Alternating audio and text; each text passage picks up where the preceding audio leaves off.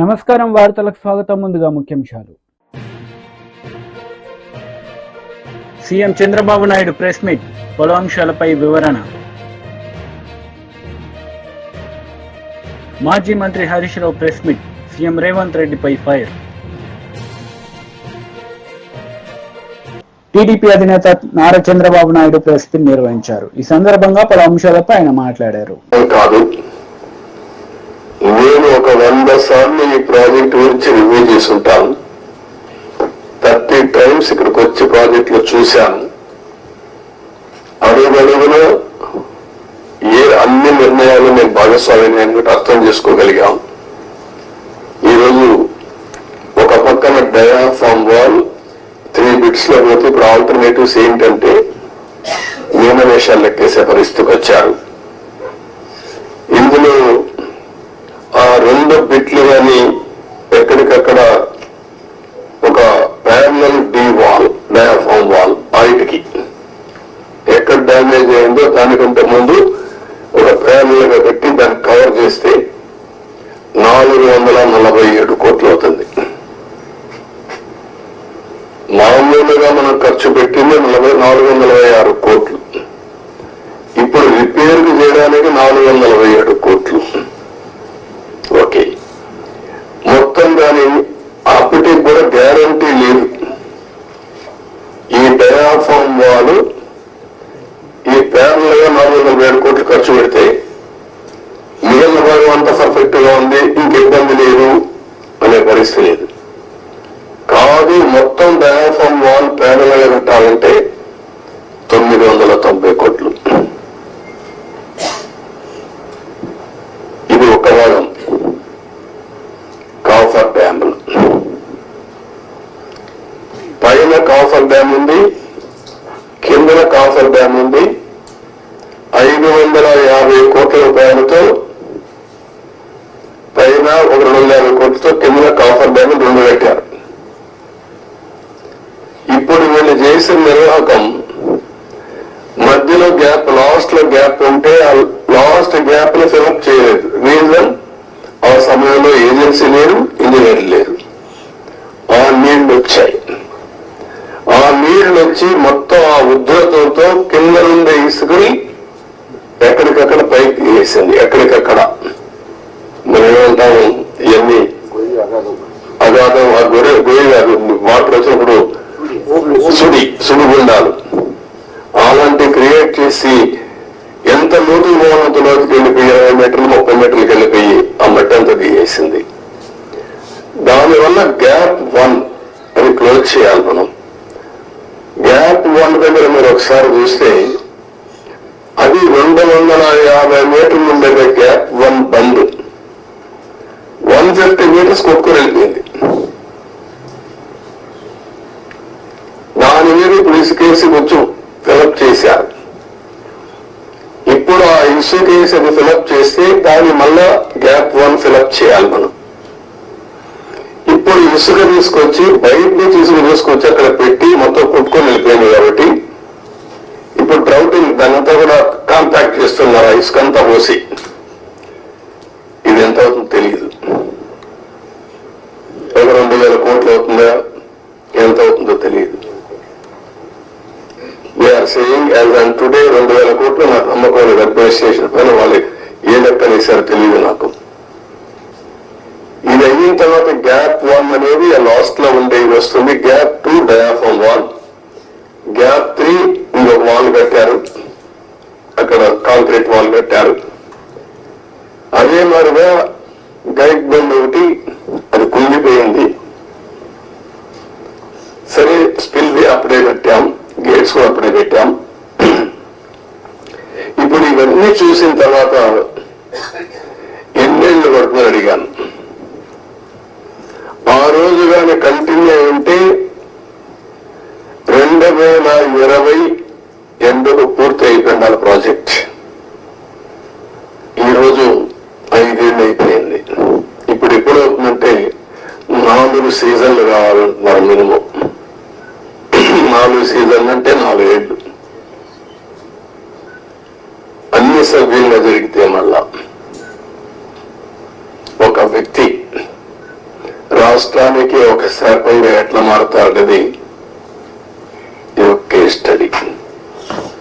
రాష్ట్రంలో ప్రతి ఒక్కరూ ఆలోచించాలి. నేను డిస్కస్ చేస్తాను. ఇంకా మేజర్ కంటూర్స్ మాత్రం నేను మాట్లాడుతున్నా. మామూలుగా చాలా మందికి అర్థం కాదు కానీ సబ్జెక్టు ఇవన్నీ చూసిన తర్వాత నాకు ఫస్ట్ నుంచి టచ్ లో ఉన్నాను కాబట్టి అర్థం చేసుకోగలుగుతున్నా. ఇవన్నీ కూడా ఇంకా టెక్నాలజీస్ లో డిఫరెంట్ కంపెనీస్ కి అప్పచెప్పారు. ఒక messrs Afry India private limited Noida Sweden company వాళ్ళని సెంట్రల్ వాటర్ కమిషన్ రికమెండ్ చేశారు. దీని కూడా వైపులో స్టోన్ కాలమ్స్ ఇవన్నీ కూడా ఏ విధంగా చేయాలి ఎట్లా మాజీ మంత్రి హరీష్ రావు మీడియా సమావేశం నిర్వహించారు. ఈ సందర్భంగా పలు అంశాలపై ఆయన మాట్లాడారు. నెలకొన్నది. ఏప్రిల్ నెల పెన్షన్ ఇంతవరకు బళ్ళే, మే నెల పెన్షన్ ఇంతవరకు బళ్ళే.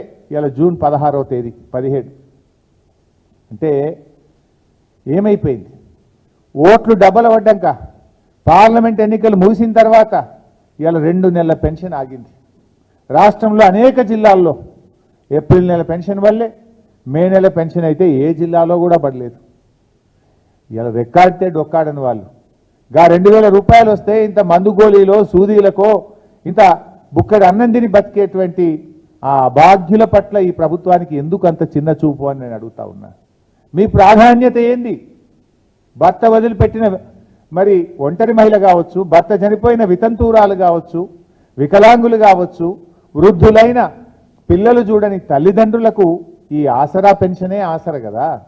ఆ ఆసర నుండి అవ్వాతాతల్ని ఎందుకు దూరం చేస్తున్నారు? ఆ అవ్వాతాతలకు ఇచ్చిన మాట ఎందుకు నిలుపుకోలేకపోతున్నారు? ఏమైంది? ఏప్రిల్ నెల ఎందుకు ఇప్పటిదాకా 2000 రూపాయల పెన్షన్ ఇవ్వలేదు? మే నెల ఇంకెప్పుడు ఇస్తారు అని నేను అడుగుతా ఉన్నా. ఎలక్షన్లు అప్పుడేమో జనవరిలో ఒక నెల పెన్షన్ ఎగ్గొట్టిండ్రు. దాన్ని మేము గట్టిగా డిమాండ్ చేస్తే పార్లమెంట్ ఎన్నికలు జరిగేటప్పుడు ఆ జనవరిది ప్లస్ ఆ నెలది కలిపి 2 నెలలు ఇచ్చారు. ఒక నెల ఓట్లు ఇచ్చే నెలల ఓట్లు అయిపోయినాయి. ఇప్పుడు 2 నెలల పెన్షన్ ఎగ్గొట్టారు. ఇది ఎక్కడి మోసం? ఇలా రాష్ట్ర ప్రభుత్వాన్ని మేము డిమాండ్ చేస్తున్నాం. తక్షణమే ఆ అవ్వాతాతలకు 2 నెలల పెన్షన్ ఏప్రిల్ మే విడుదల చేయాలని చెప్పి మేము ప్రభుత్వాన్ని డిమాండ్ చేస్తూ ఉన్నాం. ఆ రోజు ఏమన్నారు? ఎన్నికల ముందు కేసీఆర్ ఒకరికే పింఛన్ ఇస్తుండు, మేము వస్తే ఇంటికి 2 పెన్షన్లు ఇస్తాం, అవ్వకిస్తాం తాతకిస్తాం. కేసీఆర్ తాతకే ఇస్తుండు, మేము అవ్వకు కూడా ఇస్తాం. ఇంటికి 2 పెన్షన్లు ఇస్తాం, మనిషికి 4000 ఇస్తాం. మరి ఏమైంది? అవ్వ పెన్షన్ ఎటువాయా, తాత పెన్షన్ ఎటువాయా, 4000 ఎటువాయా? ఏవి మీ 2 పెన్షన్లు? 6 గ్యారంటీల దరఖాస్తుల్లో మీరు అప్పుడు దరఖాస్తులు తీసుకున్నారు కొత్త పెన్షన్లకు. ఏమైనా దరఖాస్తులు ఏ మూలలో పడేసిండ్రు? వాటిని ఏదో ఆన్లైన్ చేస్తున్నామన్నారు, ఇది చేస్తున్నామన్నారు. ఇక వచ్చే చూసే ఇత్తిమి అంటిది. ఏమైంది? 6 నెలలైనా 2 పెన్షన్లు ఎక్కడ పోయినాయి? 6 నెలలైనా 4000 రూపాయల పెన్షన్ ఏమైంది అని అడుగుతా ఉన్నాం మేము.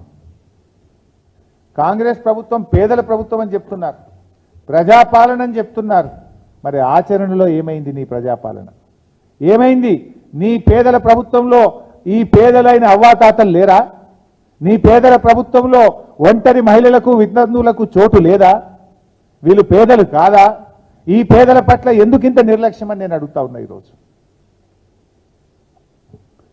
మీరు ఇచ్చిన హామీ ప్రకారం తక్షణమే 4000 రూపాయల పెన్షన్ ఇవ్వాలని చెప్పి నేను కాంగ్రెస్ ప్రభుత్వాన్ని డిమాండ్ చేస్తూ ఉన్నా. ఇవాళ ఎందుకంటే పక్కనున్న రాష్ట్రం ఆంధ్రప్రదేశ్లో కొత్తగా పదవీ బాధ్యతలు చేపట్టినటువంటి ముఖ్యమంత్రి గారు అక్కడ ఇచ్చిన మాట ప్రకారంగా పెన్షన్ 4000 రూపాయలకు పెంచారు. 4000 రూపాయలకు మొదటి సంతకం చేశారు. మొదటి సంతకం చేస్తానన్నారు, మాట ప్రకారంగా చేశారు. మరి మీ మొదటి సంతకం ఏమైంది?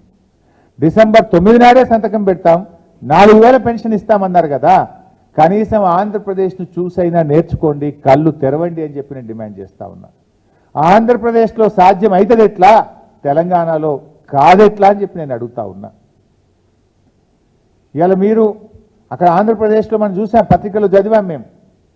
3 నెలలు retrospective effect, April May June నెలలకు సంబంధించిన 1000 రూపాయలు కలిపి జూన్ నెలలో ఇచ్చే 4,000 కలిపి 7,000 రూపాయల పెన్షన్ అవ్వాతాతలకు ఒకేసారి ఇస్తున్నాం, అంటే పాత 3 నెలలు కూడా ఇస్తాం అని పాత 3 నెలలు కలిపి ఇవాళ 7,000 రూపాయల పెన్షన్ను అక్కడ అవ్వాతాతలకు అందిస్తూ ఉన్నారు.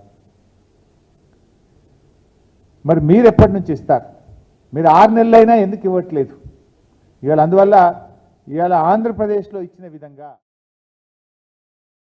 బీజేపీ లీడర్ మీడియా సమావేశం నిర్వహించారు. ఈ సందర్భంగా పలు అంశాలపై ఆయన మాట్లాడారు. స్వాగతం రాష్ట్ర భారతీయ జనతా పార్టీ చేస్తా ఉంది. బేగంపేట నుంచి భారీ ర్యాలీతోటి రాష్ట్ర కార్యాలయం వరకు రావడం జరుగుతుంది. ఇక్కడ వేదిక ఏర్పాటు చేసి తెలంగాణ ప్రజలకు ధన్యవాదాలు తెలియజేయడం, ఇదే రకమైనటువంటి ఆశీర్వాదం ఇంకా మరింతగా కొనసాగించాలని చెప్పేసి తెలంగాణ ప్రజలకు చెప్పడం, ఇక్కడ రాష్ట్రం నుంచి వచ్చినటువంటి అందరూ కూడా వారికి సన్మాన కార్యక్రమాన్ని, నరేంద్ర మోడీ గారికి ప్రత్యేకమైనటువంటి ధన్యవాద కార్యక్రమాన్ని తెలియజేస్తాను. దీని తర్వాత ఇక్కడి నుంచి భాగ్యలక్ష్మి టెంపుల్కి వెళ్ళి అక్కడ అమ్మవారి యొక్క ఆశీస్సులు తీసుకోవడం, ఇవే ఆశీస్సులు కొనసాగించాలని చెప్పేసి ప్రార్థించడం జరుగుతుంది.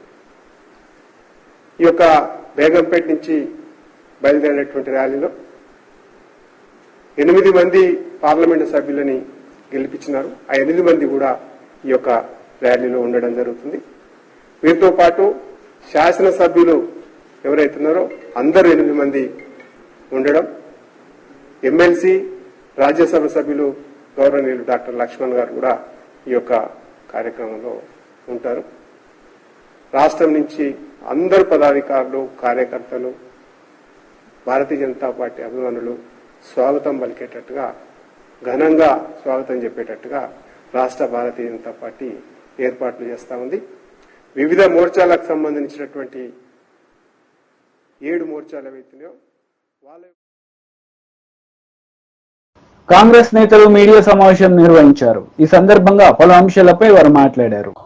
ఈరోజు ఏదైతే బీఆర్ఎస్ పార్టీ తన్నీరు హరీష్ రావు గారు అధికారాన్ని కోల్పోయినాక బహుశా 10 సంవత్సరాలుగా విద్యార్థులు, యువకులు, మాసొంటి అనేక విద్యార్థి సంఘ అధ్యక్షులు, యువజన సంఘ అధ్యక్షులు అనేక సందర్భాల్లో అనేక అంశాలపైన మాట్లాడి సమస్యల్ని పరిష్కరించాలంటే ఏ రోజు అందుబాటులో లేని వ్యక్తి, ఏ రోజు విద్యార్థుల, యువకుల సమస్యలు పరిష్కరించాలని చెప్పి ఏ ఒక్క రోజు కూడా ఆత్మహత్య చేసుకునే ఏ నిరుద్యోగులు కూడా కనీసము ఆ కుటుంబాన్ని ఎందుకు ఈ పరిస్థితి వచ్చిందని చెప్పి మాట్లాడని వ్యక్తి, పట్టించుకోని వ్యక్తి, 10 సంవత్సరాల్లో ఏ ఒక్క రోజు కూడా మాకు అందుబాటులో లేని వ్యక్తి, అందుబాటులో లేకపోయినప్పటికీ ఉద్దేశపూర్వకంగా కేవలం అందుబాటులో లేకుండా దానితో పాటు ఏదైతే సమస్యలు లేవనెత్తిన వాళ్ళపైన అక్రమ కేసులు పెట్టి, జైల్లో పెట్టి, స్టేషన్లలో పెట్టి అనేక ఇబ్బందులకి కారకుడైన వ్యక్తి తన్నీరు హరీష్ రావు గారు ఈరోజు ఏదైతే యువకుల సమస్యలపైన, విద్యార్థుల సమస్యలపైన,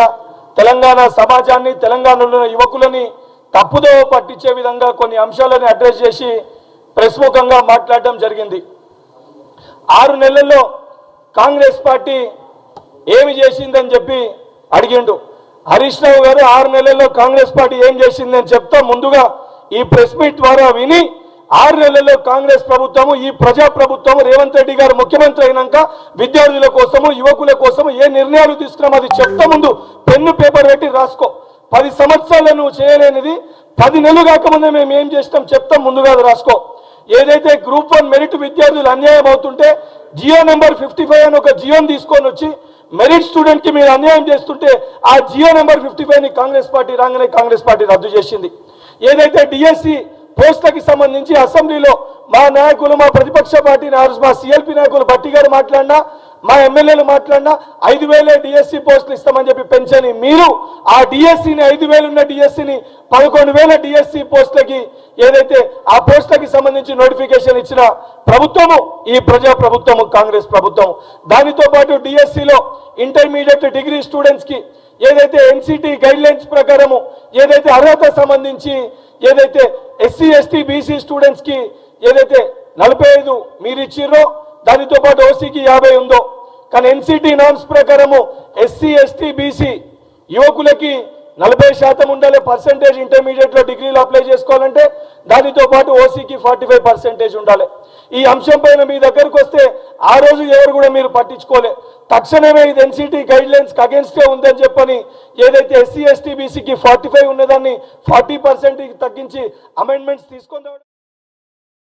మంత్రి గుడివాడ అమర్నాథ్ మీడియా సమావేశం నిర్వహించారు. ఈ సందర్భంగా టీడీపీ నేతలపై ఆయన విరుచుకుపడ్డారు. నేను కూడా మా పార్టీ తరపున మాట్లాడాల్సి వస్తేనో, ప్రజల తరపున మాట్లాడాల్సి వస్తేనో, ముఖ్యమంత్రి చంద్రబాబు నాయుడు గారు 2014 నుంచి 19 వరకు ఏ రకంగా ప్రభుత్వ ధనాన్ని ఈరోజు ప్రభుత్వానికి సంబంధించినటువంటి భవనాలు నిర్మిస్తేనో, ఒక డిపార్ట్మెంట్కి సంబంధించినటువంటి నిర్మాణాలు, శాశ్వత నిర్మాణాలు నిర్మిస్తే దీన్ని ఈరోజు ప్రజలకి తప్పుదోవ పట్టించేటువంటి ప్రయత్నం వారు చేస్తున్నటువంటి క్రమంలో చంద్రబాబు నాయుడు గారు 2014 నుంచి 19 వరకు ముఖ్యమంత్రిగా ఉన్నప్పుడు ఎంత ప్రభుత్వ ధనాన్ని దుర్వినియోగం చేశారనేటువంటిది కూడా మాట్లాడాల్సినటువంటి పరిస్థితి వస్తుంది. వారు హైదరాబాద్లో జూబ్లీహిల్స్లో వారి సొంత భవనాన్ని నిర్మించుకునేటువంటి క్రమంలో వారి కుటుంబ సభ్యులందరినీ తీసుకొని వెళ్ళి ఒక ప్రైవేట్ హోటల్లో పెట్టి కోట్లాది రూపాయలు ప్రైవేట్ హోటల్కి చెల్లించినటువంటి సందర్భాలు. సరే, ఇవన్నీ ప్రభుత్వంలో ముఖ్యమంత్రులుగా ఉన్నప్పుడు కొన్ని సెక్యూరిటీ రీజన్సో లేకపోతే ఇతరితర వారికి ఉన్నటువంటి ప్రయారిటీసో ప్రోటోకాల్స్ ప్రకారం కొన్ని నిర్ణయాలు తీసుకుంటుంటారు. అవన్నీ తవ్వుకుంటే ఇప్పుడు అనేక రకాలైనటువంటి విమర్శలు చేయాల్సినటువంటి పరిస్థితి. ఈ సమయంలో మేము విమర్శలు చేస్తే ఇప్పుడే అధికారంలోకి వచ్చారు కాబట్టి మీరు చూసి తట్టుకోలేకపోతున్నారో లేకపోతే ఇంకోటో అనేటువంటి ఒక దుష్ప్రచారాన్ని మళ్ళీ మా మీద చేసేటువంటి ప్రయత్నం చేస్తారు. నేను వాటి జోలికి వెళ్ళను. ఇప్పుడు ఉన్నటువంటిది ఇప్పటికీ విశాఖపట్నం గవర్నర్ వస్తేనో రాష్ట్రపతి వస్తేనో తీసుకెళ్లి ఓ ప్రైవేట్ హోటల్లోనో లేకపోతే కేంద్ర ప్రభుత్వానికి సంబంధించినటువంటి గెస్ట్ హౌస్లోనో పెట్టాల్సినటువంటి పరిస్థితి ఇప్పటి వరకు ఉంది. ఇప్పుడు వాడండి, దాన్ని వినియోగించుకోండి. రేపు విశాఖపట్నాన్ని ఆర్థిక రాజధానిగా దీన్ని తయారు చేసేటువంటి బాధ్యత తీసుకుంటామని చెప్పి మొన్ననే ముఖ్యమంత్రి గారు ప్రకటించారు కదా. అనేక మంది ప్రముఖులు వచ్చేటువంటి అవకాశం ఉంది. విశాఖపట్నం ఈస్టర్న్ నేవల్ కమాండ్కి మనం హెడ్ క్వార్టర్గా ఉన్నటువంటి క్రమంలో అనేక సందర్భాల్లో రాష్ట్రపతులు, అనేక సందర్భాల్లో ప్రధానమంత్రి గారు వచ్చేటువంటి సందర్భాలు ఉన్నాయి. ఉపరాష్ట్రపతులు మొన్న గతంలో ఆంధ్ర మన మెడికల్ ఏఎంసీకి సంబంధించినటువంటి ఫంక్షన్కి వచ్చారు, 100 years ఫంక్షన్కి. అనేక సందర్భాల్లో దేశానికి సంబంధించినటువంటి ప్రముఖులు వస్తుంటారు. అనేక మంది దేశ విదేశాల నుంచి వచ్చినటువంటి ప్రతినిధులు వస్తుంటారు. వినియోగించండి. జగన్మోహన్ రెడ్డి గారు ఉండరు రేపు నుంచి వచ్చి, లేదా వైఎస్ఆర్ కాంగ్రెస్ పార్టీ నాయకులు ఉండరే అందులో. ప్రభుత్వానికి సంబంధించి టూరిజం డిపార్ట్మెంట్కి సంబంధించినటువంటి నిర్మాణాలు దాన్ని ఏ రకంగా వినియోగించుకోవాలనేటువంటిది చేయండి. 4-5 బ్లాకులు ఉన్నాయి అందులో. అది ప్రజలకు వినియోగిస్తారా, లేకపోతే టూరిజం వినియోగిస్తారా, లేకపోతే ప్రభుత్వం సంబంధించినటువంటి అది. టీడీపీ పోలిట్ బ్యూరో సభ్యులు వర్ల రామయ్య మీడియా సమావేశం నిర్వహించారు. ఈ సందర్భంగా సీఎం జగన్ రెడ్డిపై మండిపడ్డారు. ధనవంతుల బాట అధికారులు అనుకున్నారు, తమ పదవి శాశ్వతం అనుకున్నారు. దాదాపు 25-30 సంవత్సరాల తాను ముఖ్యమంత్రిగా ఉంటాననుకొని తాను తన భార్య నివసించడం కోసం కట్టిన మాయామహల్ ఆ రిషికొండ పైన ఆయన నిర్మించింది. ఆ మాయామహల్ చూస్తే మనందరికీ అనిపిస్తుంది 500 కోట్ల రూపాయలతోటి ముఖ్యమంత్రి నివాస భవనం అండి. భారతదేశంలో కాదు, ప్రపంచ దేశాల్లోని ఏ ముఖ్యమంత్రి కూడా అంత భవనాన్ని కట్టుకోలేదు. మన భారతదేశ పార్లమెంటు నిర్మించడానికి స్వాతంత్రం వచ్చిన 70 ఏళ్ల తర్వాత నిర్మాణం చేస్తే 700 కోట్లు ఖర్చు అయింది దానికి, పార్లమెంటు భవనానికి. ఈ జగన్మోహన్ రెడ్డి అధికారంలోకి వచ్చిన వెంటనే రాష్ట్రం పేదరికంలో కొట్టుమిట్లాడుతుంటే, పేదలందరూ కూడా అలవలక్ష్మణ్ అలవడుతుంటే, ఒక పేదవాడికి కూడా ఇల్లు కట్టకుండా 500 కోట్ల రూపాయలు ఖర్చు పెట్టి ఆ రిషికొండ పైన ఒక అనాలోచితంగా అతను కట్టిన రాజమహల్ అదొక మాయమహల్. తన భార్య తాను నివసించడం కోసం 500 కోట్ల రూపాయల ప్రజాధనాన్ని వృధా చేసి ప్రజాధనాన్ని వెచ్చించి అంత మహల్ కడుతున్నారు. ఆ పర్యాటక శాఖ మంత్రి శ్రీమతి రోజా గారు ఏం క్షణానికి మాట్లాడు ఎందుకో మహల్ కడుతున్నారు, ఎందుకో బంధువులు కడుతున్నారు, ఆవిడ ప్రారంభోత్సవం చేసే రోజు తెలియదు వాళ్ళకి. అధికారం పోతుందని తెలిసిన తర్వాత మార్చి 1వ తారీఖున మొన్న దాన్ని తూతుల మంత్రంగా ప్రారంభోత్సవం చేసి మళ్ళా ఫెన్సింగ్ చేశారు. ఏ మనిషి లోపలికి పోకుండా. ఆయన అంటారు విశాఖపట్నంలో ఒక మంచి భవనం లేదు, రాష్ట్రపతి గారు కానీ ప్రధానమంత్రి గారు కానీ ఇతర డిగ్నిటరీస్ ఎవరైనా విశాఖపట్నం వస్తే వాళ్ళు ఉండటానికి మంచి భవనం లేదు, అందుకే ఇది అన్నట్లుగా రాష్ట్ర ప్రజల్ని మోసం చేయడం. చీటింగ్ ఆమెకి కొత్త ఏం కాదు, లీలగా మాట్లాడేస్తుంది ఆమె మాయ మాటలు కూడా.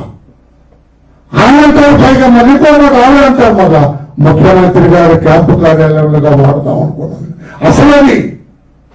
అసలు పుట్టేంటి, ముఖ్యమంత్రి గారు మళ్ళా గెలుస్తారు, ముఖ్యమంత్రి గారు ఆయన భార్య శ్రీమతి భారతీదేవి గారు ఆ బంగాళాలో ఉంటారు. అందుకోసమే పేదల సొమ్ము 500 కోట్ల రూపాయలు ఖర్చు పెట్టి ఆ భవనాన్ని నిర్మించారు. ఆ భవనం తమ్ముడు మీరెవరు వెళ్ళలేదుగా, ఎవరో చెబుతున్నారు నాకు. బాల్కనీ ఉందట అక్కడ. బాల్కనీలో కూర్చుంటే సముద్రం అలలు ఈ బంగాళా మీదకి వచ్చినట్టు వచ్చి మళ్ళా ఇట్లా వెనక్కి వెళ్ళిపోతాయి. బీఆర్ఎస్ లీడర్ మీడియా సమావేశం నిర్వహించారు. ఈ సందర్భంగా పలు అంశాలపై ఆయన మాట్లాడారు. కానీ దురదృష్టవశాత్తు ఎందుకో ఈ మధ్యకాలంలో వారి అభిప్రాయాలు మారినట్టుగా కనిపించింది. అందుకే ఆ విషయాన్ని కూడా మేమేం దాచుకోవాలి, ఉన్నట్టు ప్రజలకు చెప్పాలి. కాబట్టి కేసీఆర్ గారు కమిషన్ వేటి కొరకైతే నియమించబడ్డదో, అపాయింట్ చేయబడ్డదో, ఏ విషయాలలో వారికి అనుమానాలు ఉన్నాయని చెప్పి వారికి ఏం బాధ్యత ఇచ్చిండ్రో అవి ఏంటియో మాకు పంపించారు. కాబట్టి ఆ విషయాలన్నింటినీ కూడా వారి సందేహాలను నివృత్తి చేస్తూ వారికి సమాధానాలు ఇస్తూనే వారు చేసిన పని సరైంది కాదు, మీకు ఆల్రెడీ కేసీఆర్ గారి పైన ఒక అభిప్రాయం ఉంది కాబట్టి దయచేసి మీరే ఒప్పుకోవాల్సింది కాకుండా ఇది అనే విషయాన్ని కూడా వారికి చెప్తూ, అందులో న్యాయపరమైన విషయాలు కూడా ఉటంకిస్తూ, వాస్తవానికి ఈఆర్సీలు అనేవి స్వతంత్ర కమిషన్లు, చట్టబద్ధమైన రాజ్యాంగబద్ధమైన క్వాజీ జ్యుడిషియల్ అధికారాలు ఉన్నాయి. ఒక కోర్టు ఇచ్చిన తీర్పు పైన ప్రభుత్వాలకి విచారణ చేసే హక్కు ఉండదు ఎప్పుడు కూడా. ఈవెన్ ఒక మేజిస్ట్రేట్ కోర్టు ఇచ్చినా సరే, ఒక మేజిస్ట్రేట్ కోర్టు ఇచ్చిన తీర్పునైనా ఆ పార్టీస్కి అభ్యంతరం ఉంటే హైకోర్టుకు వెళ్ళాలి. ఇది ఎక్కడైనా ఉన్నది, దేశవ్యాప్తంగా ప్రపంచవ్యాప్తంగా. కోర్టుల యొక్క తీర్పుల పైన ఎగ్జిక్యూటివ్ బాడీస్కి ఎప్పుడు కూడా అధికారం ఉండదు విచారణ చేయడానికి. ఇది ఇంత చిన్న విషయం, సహజ న్యాయ సూత్రం ఇది. మరి వాస్తవానికి హైకోర్టు జడ్జిగా సీజేగా వీరికి, రిటైర్డ్ సీజేగా వీరికి తెలిసి ఉండాలి. న్యాయంగా అప్పుడే వీరు ప్రభుత్వానికి చెప్పి ఉండాలి. ప్రభుత్వంలో పెద్దలకు తెలిసి ఉండకపోవచ్చు, చెప్పి ఉండాలి. అవి మీరు పెట్టిన దాంట్లో ఈఆర్సీల పాత్ర ఉంది, ఈఆర్సీలు తీర్పిచ్చినాయి, ఈ పలానా విషయాల్లో మనం విచారణ చేయడానికి లేదు మనకు హక్కు, ఇవి తీసేయండి అని అడిగి ఉండాలి మీరు. ఈఆర్సీ దేంట్లోనైతే తీర్పు ఇచ్చిందో దానిపైన నేను మళ్ళీ విచారణ చేయకూడదనే విషయాన్ని వారు చెప్పి ఉండాలి. న్యాయంగా. వార్తలు ముగించే ముందు ముఖ్యాంశాలు మరోసారి. CM Chandrababu Naidu press meet, పలు అంశాలపై వివరణ. మాజీ మంత్రి Harish Rao press meet, CM Revanth రెడ్డిపై ఫైర్. ఈ వార్తలు ఇంతటితో సమాప్తం. తిరిగి ప్రసారమయ్యే వార్తల్లో మళ్ళీ కలుద్దాం. అంతవరకు సెలవు. నమస్తే.